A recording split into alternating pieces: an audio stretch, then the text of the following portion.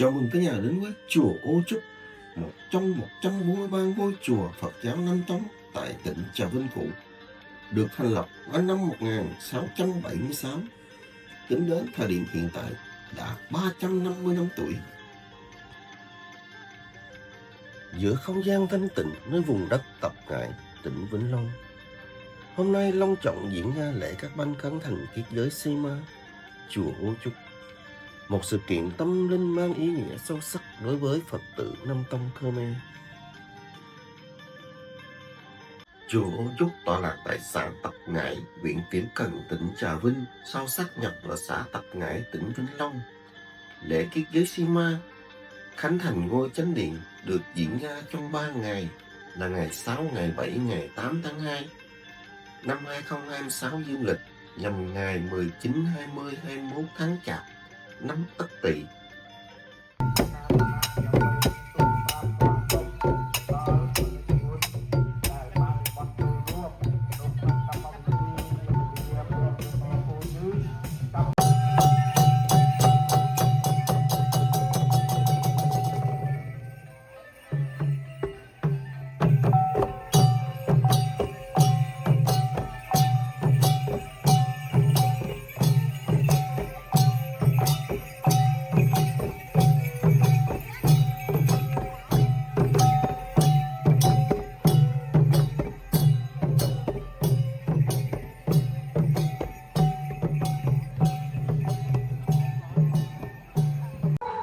Buổi lễ hôm nay là niềm hoan hỷ lớn của chư tăng, chính quyền địa phương cùng đông đảo Phật tử gần xa,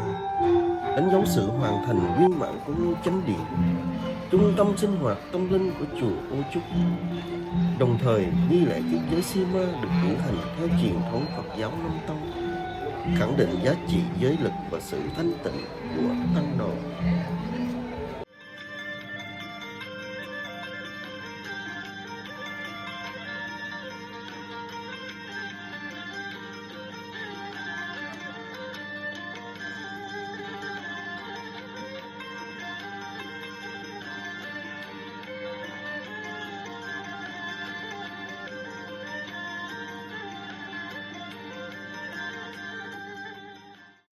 Là Phật Phu Lê Pro Bùi Chia Cất Tết Bật Đất Bật Thiên Là Kiều Tó Tờ Đông Pratana Chia Pra Mê Căn Khải Chia Maha Kết Tê Yo Oi Pra Song Kena Kamaka Bút Tập Bò Rê Sat Lê Kem Lô Vọt Asray Mò Ampi Pra Bùi Chia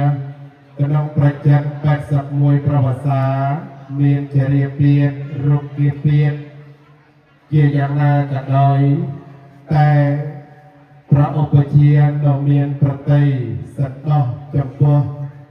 ព្រះសង្ឃគណៈកម្មការពុទ្ធបរិស័ទចំណុះជើងវត្តនៃយើងក្រោយអំពីបានអរតនានិមន្តព្រះឧបជាចូលរួមជាអធិបតីមហាកិត្តិយស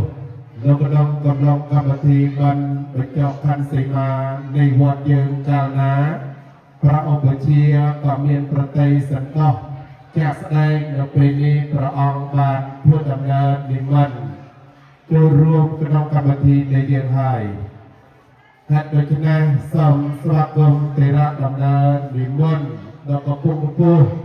នៃថេរដំណើរនិមន្តនៃព្រះឧបជាប្រាក់នៃកាន់ខេត្ត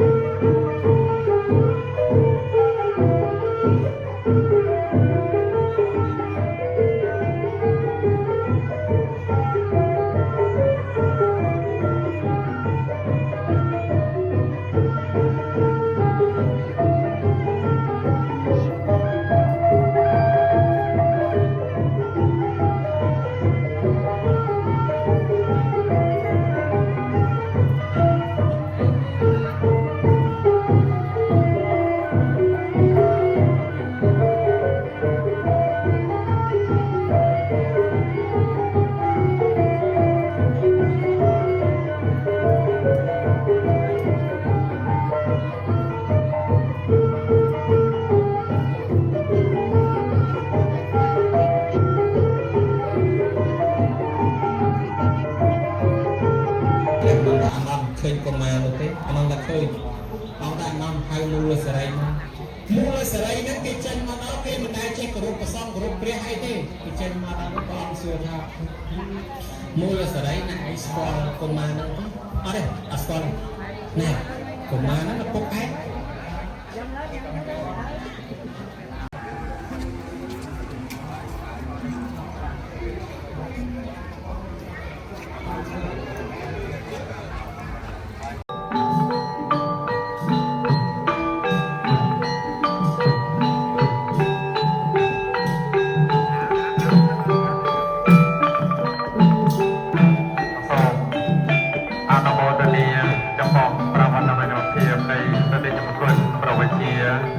ប្រាមេកថេប្រាំកាត់តែបណ្ឌិតវិទ្យានចូលតថៃអ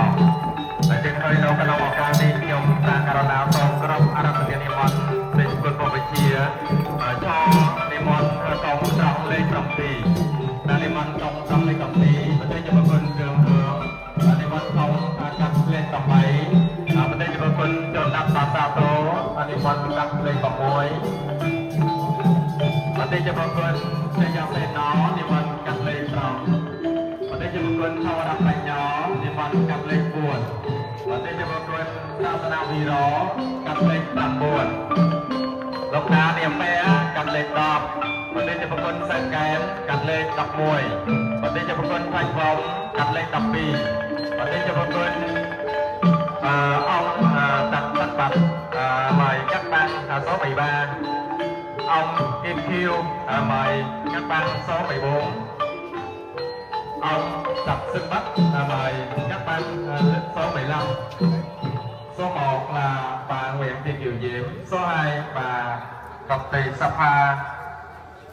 សូបាប្រទេសចំគុណតាច់សំកណាសូមត្រករដ្ឋនានិមន្តសូមប្រទេសចំគុណនឹងតំណាងទាំងអស់ដើម្បីត្រៀមតន្ត្រីក្រោយអំពីបដិណោសេបោគឺចាប់នៅបច្ចយន្តពិធីកតេបោចាប់ផ្ដើមសូមអនុមោទនាចយន្តោ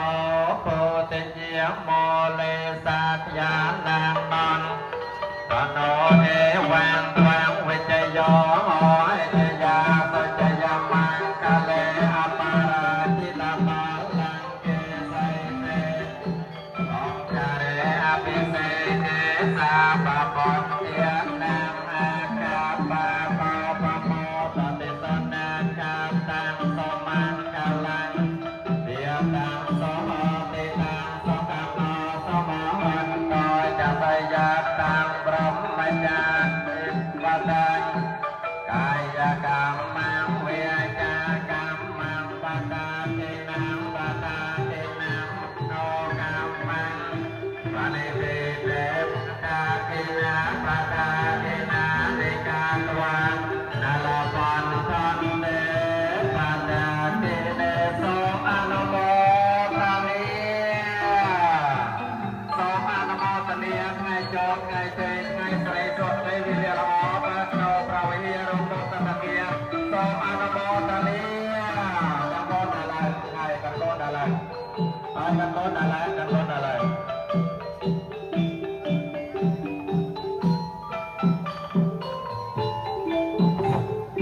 សូមក្រុមអរតនីនិមន្តបតិចបុគ្គលប្រវិជាក្នុងនាមជាថ្នាក់ដឹកនាំចំបានឡើងប្រវិហារដើម្បីប្រោសព្រំជ័យបរិបទនៅក្នុងប្រវិជាជួនមកជ័យទៅដល់រោងអបសតគានៃវត្តបណ្ដុំប្រជុំនាទីឲ្យជួបតែបាននៅរោងអបសតគាសពោតនៅប្រវិជាថ្មីសម្រាប់ប្រទេសចំគុណប្រសង់បំពេញនៅសកកម្មក៏ដូចជាញាតិញោមប្រជាពុទ្ធបរិស័ទទុកជាទីសក្ការៈបូជានិងបំពេញនៅកិច្ចទាំងឡាយក្នុងព្រះពុទ្ធសាសនាសូមគោរពអរតនីនិមន្តដោយសេចក្តីគោរព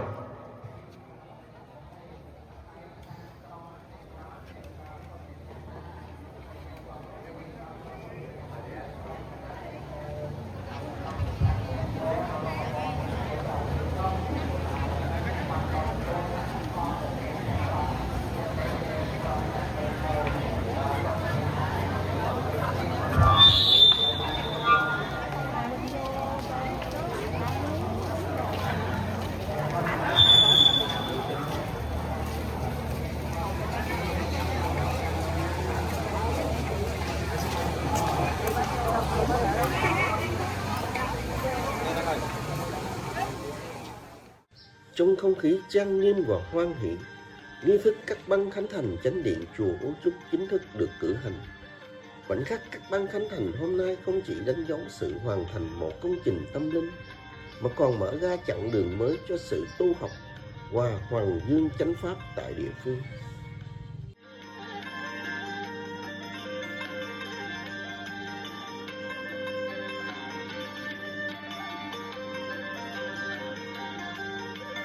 Nâu khăn tí ní cư ở vậy khăn mê ta cai và cam ban đo cai ở vậy và quạt rồi bỏ dơn trôi tria và dơn. Việc xây dựng và hoàn thành chánh điện không chỉ là công trình kiến trúc, mà còn là kết tinh của niềm tin, công đức và sự đoàn kết của cộng đồng Phật tử.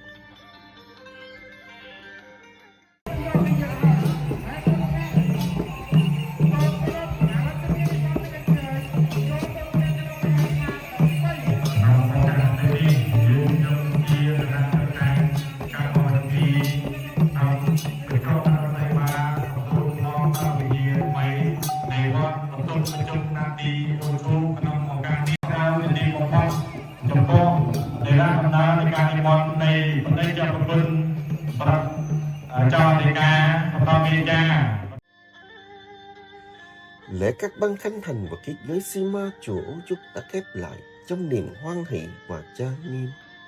Nếu có nhà yêu thích những video về Phật giáo Nam Tông, văn hóa Khmer, hãy theo dõi kênh và để xem thêm nhiều video lễ hội tâm linh ý nghĩa. Đừng quên đăng ký kênh để chúng tôi tiếp tục đồng hành trong những hành trình ý nghĩa sắp tới và cùng chúng tôi lan tỏa những ý nghĩa về Phật giáo